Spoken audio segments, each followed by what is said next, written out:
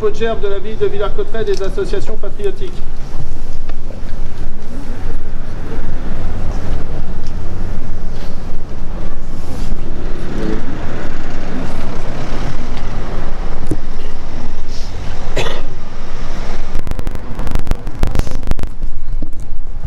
Monsieur le conseiller général, mesdames et messieurs les élus, mesdames et messieurs les représentants des associations d'anciens combattants, mesdames et messieurs appartenant aux différents corps constitués, mesdames et messieurs.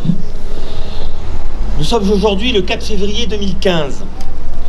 Il y a 221 ans, jour pour jour, le 4 février 1794, ou plus exactement, si l'on respecte la terminologie de l'époque, le 16 pluviose an 2, la Convention votait le décret d'abolition de l'esclavage dans les colonies françaises sans indemnisation des propriétaires.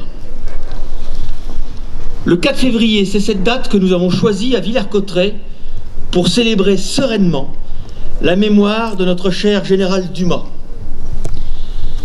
Car pour la première fois, le décret de 1794 concrétise l'égalité entre tous les hommes en énonçant que, j'ouvre les guillemets, la Convention déclare l'esclavage des nègres aboli dans toutes les colonies.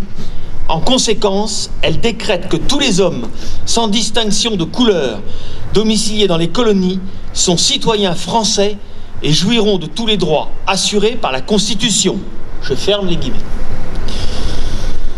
Le général Dumas avait alors 32 ans. On imagine tout ce qu'a pu ressentir cet homme qui était né esclave à Saint-Domingue, à l'époque la plus importante et la plus riche des colonies françaises. Son histoire extraordinaire, son parcours de héros de la Révolution et de l'Empire ont été racontés dans des livres et des films remarquables et remarqués. La mémoire de ce grand homme, au sens propre et au sens figuré, dont le corps repose dans notre cimetière communal, est toujours vivace aujourd'hui.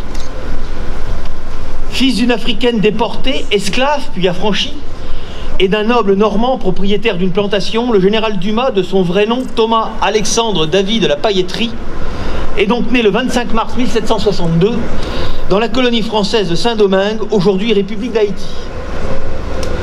Lorsqu'il atteint l'âge de 14 ans, son père le fait venir en métropole.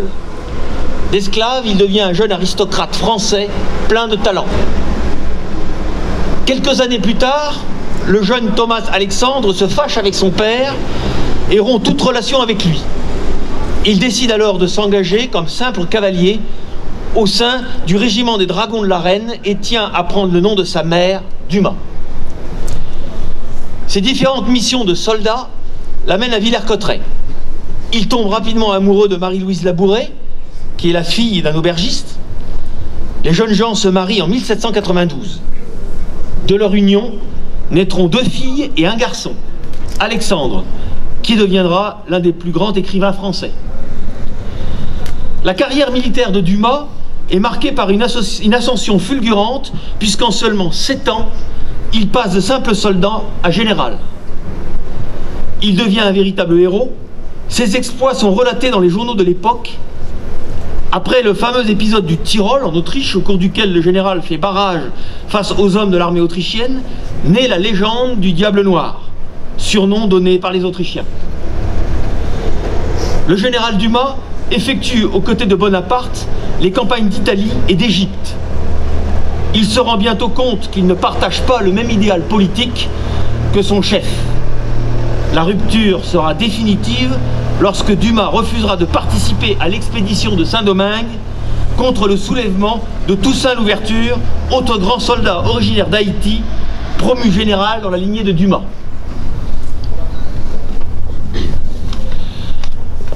À l'issue de cette fronde, le 20 mai 1802, Bonaparte n'hésite pas à rétablir l'esclavage dans les colonies alors qu'il avait été aboli par la Révolution française. Il faudra finalement attendre le décret d'abolition de l'esclavage du 27 avril 1848 pour que cesse l'esclavage sur l'ensemble du territoire français.